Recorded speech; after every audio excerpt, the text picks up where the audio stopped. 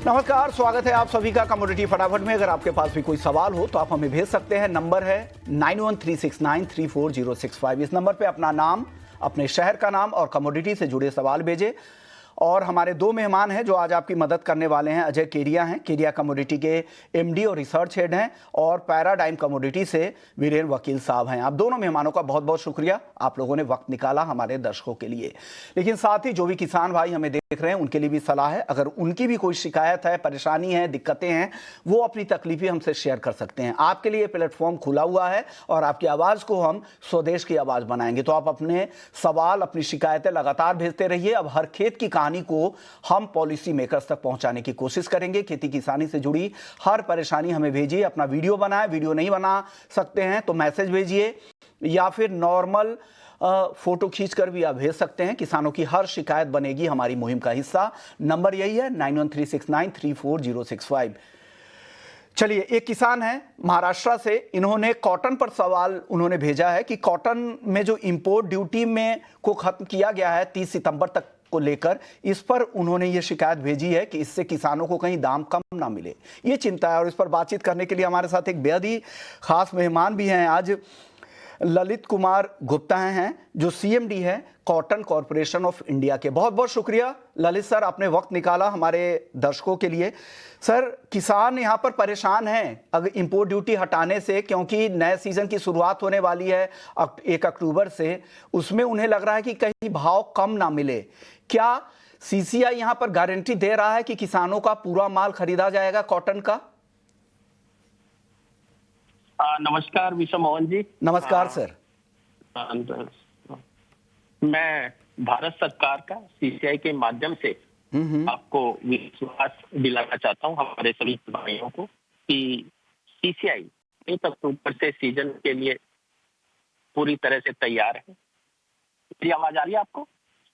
Loud and clear sir. Clear है? जी जी। हाँ, पूरी तरह से तैयारी हमने कर ली है। जितना भी कॉटन हमारे किसान एमएसपी हमको ऑफर करेंगे, हम उसके लिए पूरी तरह से तैयार हैं। आपको ध्यान होगा, कोरोना के समय हमने 2 करोड़ बेलों का को हैंडल किया था, और किसानों का वो बेनिफिट हर किसान को मिले, इसके लिए इस वर्ष हम काफी डिजिटल टेक्नोलॉजी पे हमने बहुत वस्त्र मंत्रालय की गाइडेंस में काफी स्टेप्स उठाए। हमने केंद्र खोलने के नॉर्म्स फिक्स कर दिए हैं। जहां भी वो नॉर्म्स होंगे, प्रत्येक सेंटर उसमें खोला जाएगा। किसानों को हम सेल्फ रजिस्ट्रेशन की सुविधा 1 सितंबर से दे रहे हैं। इसके साथ साथ किसानों को सेल करने में ज्यादा लंबी क्यू में खड़ा होना पड़े, समय पर बेच सके, उसके लिए स्लॉट बुकिंग की भी सुविधा दे रहे हैं। मुझे खुशी है बताते हुए कि हमारी able guidance of the honourable minister of textile, हम पूरी तरह से खरीदी से लेकर के स्टॉक को बेचने के लिए पूरे पेपरलेस है, कोई इंटरफेस किसी का नहीं है, पूरा टेक्नोलॉजी के माध्यम से करते हैं, जिससे स्पीड, एफिशिएंसी, एक्यूरेसी बढ़ेगी और हम अधिक से अधिक कॉटन की खरीदी किसानों को कर पाएंगे। मैं पूरा विश्वास दिलाता हूं कि किसी भी प्रकार की डिस्ट्रेस सेल उनको सोचने की भी और करने की जरूरत नहीं है। जहां तक आपने इंपोर्ट ड्यूटी की बात कही है, ये एक टेम्परेरी मेजर है, क्योंकि इंडस्ट्री और फार्मर का हित एक दूसरे से जुड़ा हुआ है। हमारी इंडस्ट्री कंपेटिटिव रहे, उसके साथ साथ उनकी जो स्पेसिफिक अगर रॉ मटेरियल की जरूरत है, वो डोमेस्टिक मार्केट हो या बाहर से आए, उसमें वैल्यू एडिशन हो, एम्प्लॉयमेंट जनरेट रहे। इससे हमारी डिमांड अगर बनी रहती है तो जो हमारे किसानों का जो कपास है वो इंडस्ट्री खरीदे और उस बेचे। हम तो बल्कि ये चाहेंगे कि डिमांड और बढ़े और एमएसपी से ऊपर उनको दाम मिले।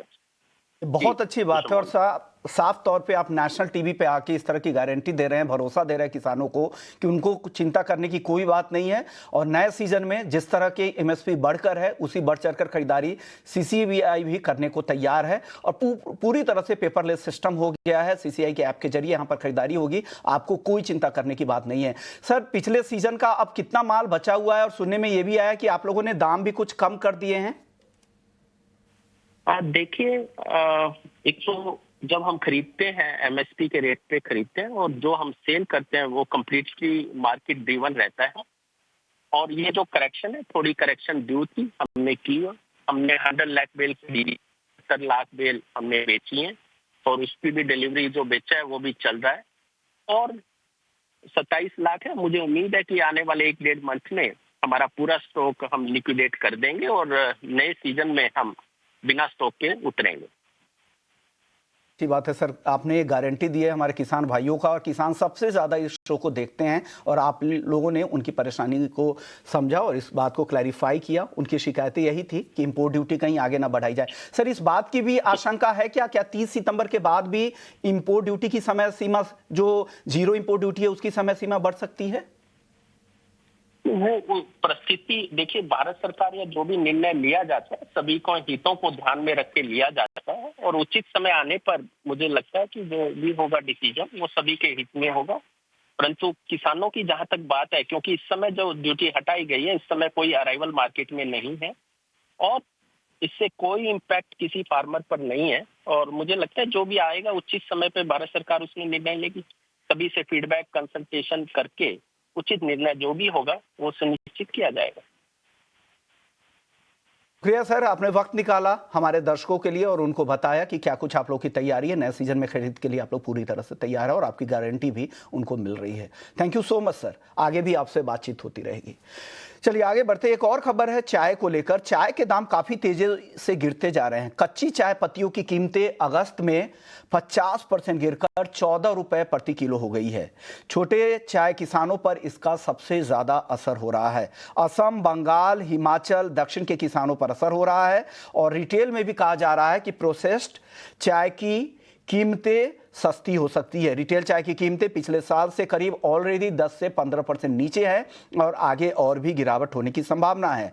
मई में कच्ची पत्तियों की कीमतें 22 रुपए प्रति किलो के आसपास थी, वो घटकर अब 14 रुपए किलो के आसपास आ गई है और कोलकाता नीलामी में सीटीसी चाय का औसत दाम 267 से गिरकर 236 रुपए हो चुका है।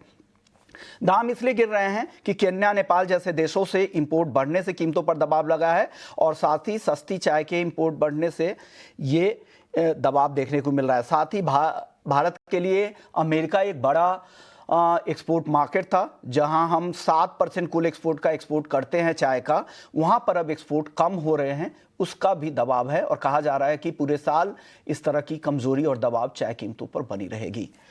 चलिए आगे बढ़ते हैं। खरीफ क्रॉप को लेकर एक अपडेट ये है कि भारी बारिश से फसलों को काफी नुकसान हुआ है। महाराष्ट्र, एमपी, कर्नाटक में ये काफ़ी फसलें हैं जो खराब हुई हैं, जिसमें मक्का, उड़द, अरहर की फसलों को काफ़ी नुकसान हुआ है। इस तरह की रिपोर्ट आ रही है क्योंकि जिस तरह से भारी बारिश हुई है उनसे जो खड़ी फसलें हैं वो लगातार यहाँ पर नुकसान इनको हो रहा है। इसके अलावा फल और सब्जियों के दाम भी इस वजह से बढ़ते जा रहे हैं। मुंबई में टमाटर के दाम 25 से 30% बढ़ गए हैं। उत्तर भारत में 70 रुपए किलो के पार टमाटर के दाम रिटेल में निकल चुके हैं।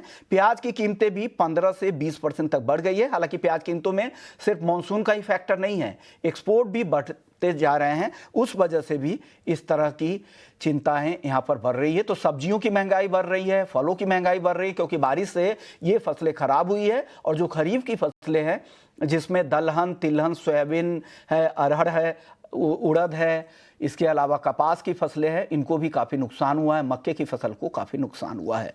चलिए एक और एग्री मार्केट को लेकर खबर है, इलायची को लेकर। इलायची नीलामी पर सवाल उठे हैं। स्पाइस बोर्ड ने एडवाइजरी जारी की है कि अनाधिकृत यानी अनऑथोराइज इलायची नीलामी से दूर रहने की लोगों को अपील की गई है। इस पर बातचीत करने के लिए हमारे साथ हेमेन रूपारेल है। बहुत बहुत शुक्रिया हेमेन सर, आपने वक्त निकाला।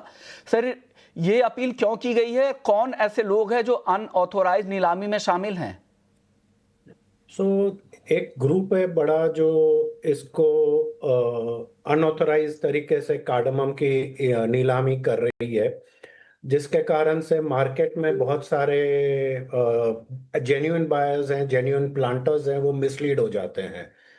और ये जो चीज़ है, स्पाइसेस बोर्ड ने बहुत अच्छा काम किया है कि पब्लिक को वार्न किया है कि ऐसे ऑक्शंस में ना पार्टिसिपेट किया जाए, क्योंकि प्लांटर्स को भी पेमेंट का भी प्रॉब्लम होता है। देयर इज नो गारंटी, कोई गारंटी नहीं होती है स्पाइसेस बोर्ड की, ना ही बायर्स को कुछ उसमें डिलीवरी का या क्वालिटी का कुछ गारंटी होती है।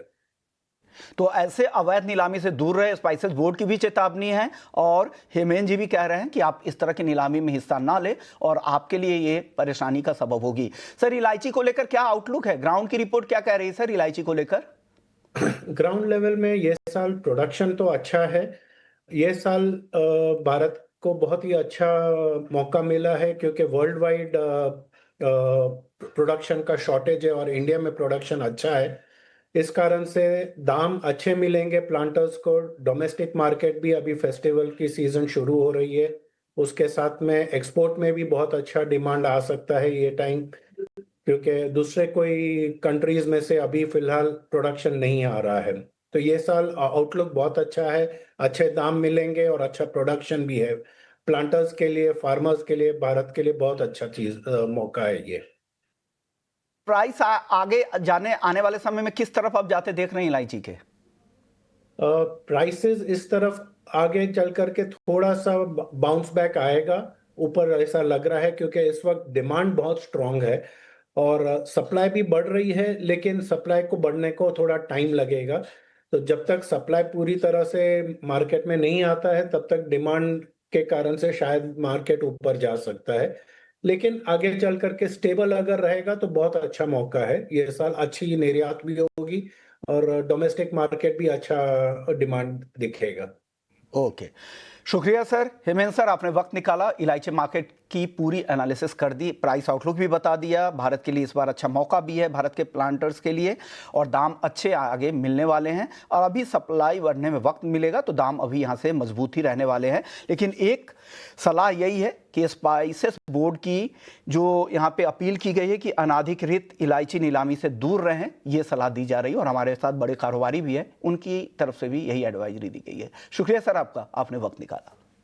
चलिए वापस से लौटते हैं, एक और अपडेट दे दे, फिर हम केडिया जी और बीरेन सर के पास जाएंगे।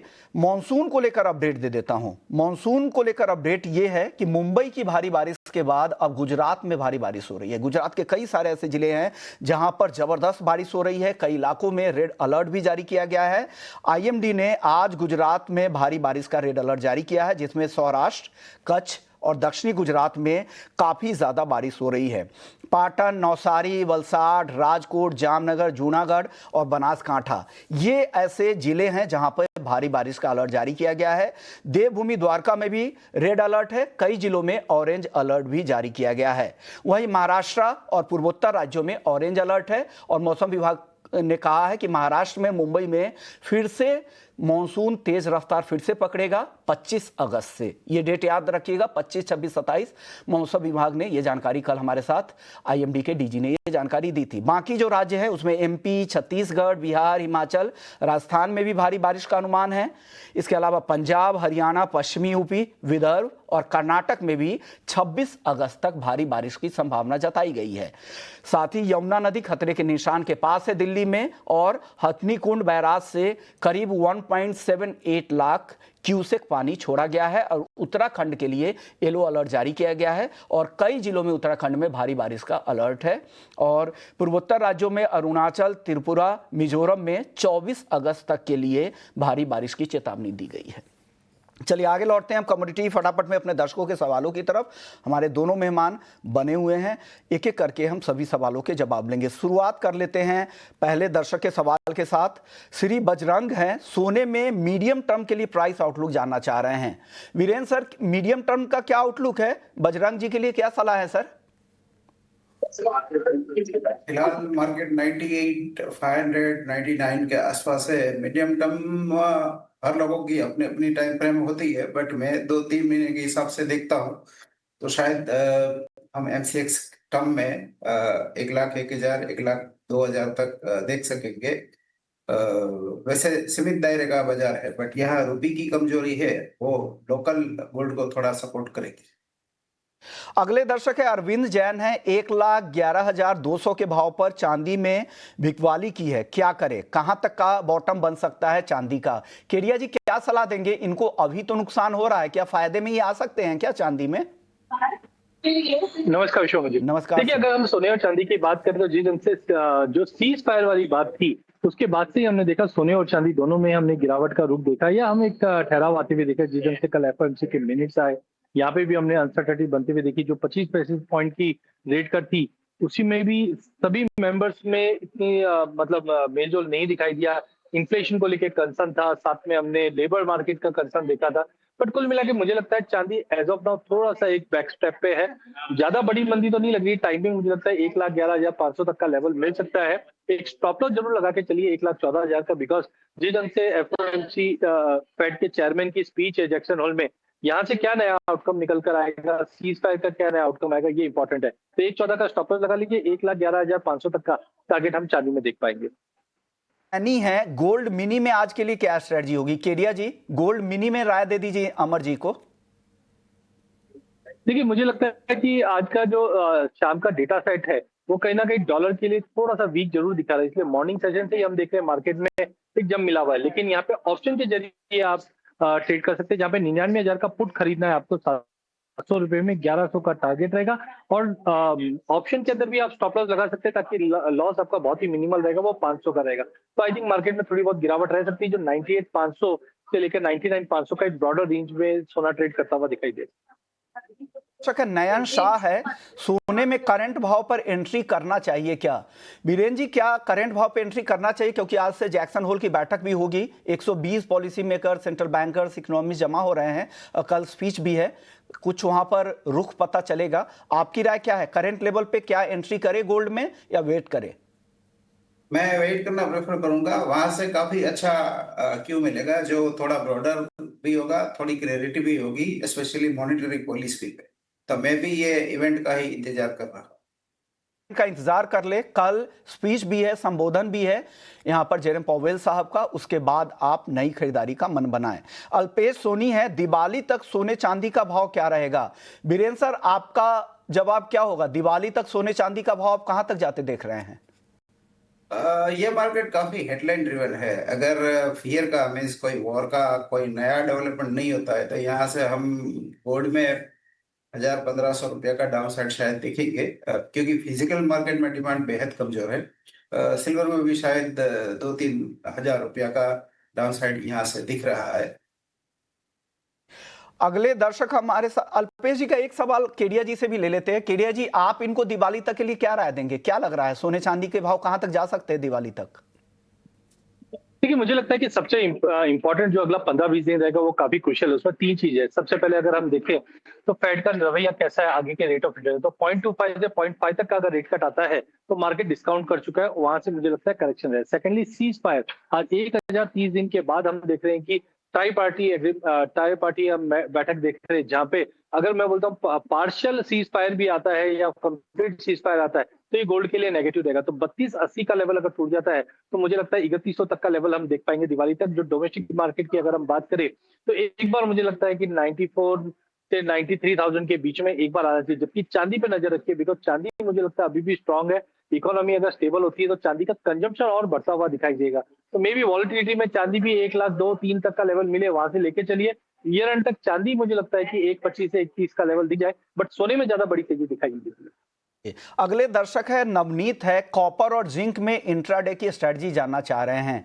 कॉपर और जिंक पर वीरेंद्र सर, आपकी राय क्या है? कॉपर में करंट लेवल पे मैं सितंबर कॉन्ट्रैक्ट शॉर्ट प्रेफर करूंगा, 882-83 के आसपास से, और क्लोजिंग पे एग्जिट। ओवरऑल मैं बेरिश हूं, बट ये बहुत ही स्लो मोशन बेयर मार्केट है। कृष्ण है दिल्ली से, कॉपर को लेकर ये भी स्ट्रेटजी जानना चाह रहे हैं। केडिया जी, क्या सलाह देंगे कॉपर पर इनको, कृष्ण जी को? देखिए, कॉपर की अगर बात करें जिस ढंग से डॉलर में रिकवरी आ रही है, ये कहीं ना कहीं ना कॉपर के अपसाइड को थोड़ा कैप कर रहा है। आई थिंक एक बड़ा दायरा चल रहा है जो 870 के नीचे सस्टेन नहीं है, 880 के ऊपर नहीं है। टाइमिंग जब तक कोई नया इवेंट नहीं आता, प्राइस दायरे में रहेगा। यहाँ पे आज बिकवाली करके चल सकते हैं इंट्राडे में, स्ट्रिक्ट स्टॉप लॉस लगा के। कल भी हमने देखा मार्केट जंप आया था पर सस्टेन नहीं किया था, तो 874 पे बेचेंगे, 879 का स्ट्रिक्ट स्टॉप लॉस लगाएंगे, 868 का टारगेट रहेगा। जयपुर से, नेचुरल गैस में क्या करना चाहिए? केडिया जी, एनजी में क्या करना चाहिए इनको? देखिए, एनजी में आज की जो इन्वेंट्री है वो कहीं ना कहीं ड्रॉप दिखा रही है, जिसका एक सपोर्ट प्राइजेस को टेम्पररी मिलेगा। ओवरऑल मुझे लगता है जिस ढंग से हमने एक हेड एंड शोल्डर पैटर्न बनते हुए देखा है, तो मुझे हफ्ता 15 दिन का व्यू ले तो 220 तक का लेवल दिख रहा है। बट आज इंटरडे के लिहाज से मुझे लगता है एक टेम्पररी बाउंस है, तो 240 पे लेके चलिए, 235 का स्टॉप लॉस लगाइए, 247, 248 या 250 तक भी मिलता है तो देख के निकल जाइए, वहां से वापस गिरावट बढ़ेगी, क्योंकि अभी भी जिस दिन से रशिया वाला सीन अगर कम होता है तो सप्लाई यूरोप को बढ़ेगा, वहां पे स्टोरेज भी अच्छा है। वेदर को लेकर और इन्वेंट्री को लेकर आज ये बाउंस दिख सकता है, बट ये टेम्पररी इंट्राडे का बाउंस रहेगा। चलिए, अब वक्त हो चुका है हमारी खास पेशकश का, कमोडिटी ऑप्शंस मास्टर क्लास का।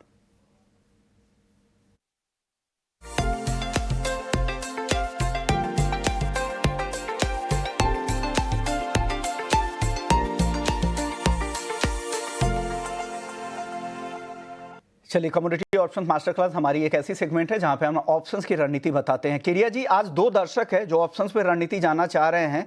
एक है हमारे साथ धनंजय हैं, कच्चे तेल में कॉल खरीदें या पुट, और एक दर्शक है हमारे साथ विनोद कुमार है दिल्ली में से, ये भी क्रूड में ही ऑप्शंस की स्ट्रेटजी जानना चाह रहे हैं। केरिया जी, क्या राय होगी क्रूड में ऑप्शंस में, किस साइड की ट्रेड ले? देखिए, ओवरऑल तो कच्चा तेल मुझे थोड़ा वीक लग रहा है सीज फायर के चलते, लेकिन हमने 2 दिन में एक सपोर्ट आते हुए देखा कल की इन्वेंट्री डेटा के बाद भी, तो एक टेम्पररी जंप लग रहा है। और जब भी ऐसा असमंजस वाली बाइंग दिखती है या सेलिंग दिखती है तो ऑप्शन का उपयोग कीजिए। तो यहाँ पे 5500 का कॉल खरीदना है, 180 में 120 का स्टॉप लॉस रखिए, 280 तक का टारगेट रहेगा। ये इंट्राडे के लिहाज से मतलब आज और कल तक के लिए लेके चलिए, बड़ी तेजी नहीं दिख रही बट टेम्पररी है, इसके लिए हम 180 में कॉल लेके चल रहे 5500 का। कि सर, नेचुरल गैस में भी कोई ऑप्शंस की रणनीति है क्या? गोल्ड में आपने तो ऑप्शंस की रणनीति दी थी, एनजी के लिए क्या है?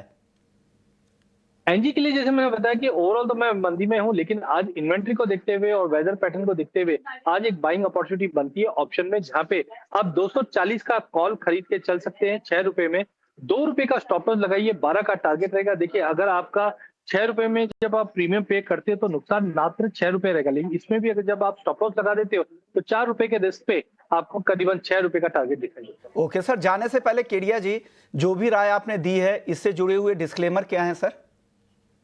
देखिए, जो भी मैंने आज एमसीएक्स के प्रोडक्ट की बात की है, यहाँ पे मेरी पर्सनल कोई पोजीशन नहीं है, मेरे क्लाइंटों की है। जब भी आप कमोडिटी में निवेश करते हैं तो पैसे का एक जोखिम रहता जरूर है, इसके लिए सेबी रजिस्टर एडवाइजर से ही आप सलाह लेकर, फाइनेंशियल एडवाइजर से सलाह लेकर ही आप इसमें ट्रेड करें। ओके, तो बिना फाइनेंशियल एडवाइजर्स की राय के आप ट्रेड ना करें, और साथ ही बिना स्टॉप लॉस के भी ट्रेड ना करें। अपने रिस्क मैनेजमेंट का ख्याल रखें और खुद की भी रिसर्च जरूर करें। शुक्रिया केडिया जी आपका, वीरेंद्र सर आपका, आप लोगों ने वक्त निकाला, हमारे दर्शकों को गाइड किया। कमोडिटी फटाफट में फिलहाल इतना ही, बाकी खबरों के लिए आप बने रहिए हमारे साथ।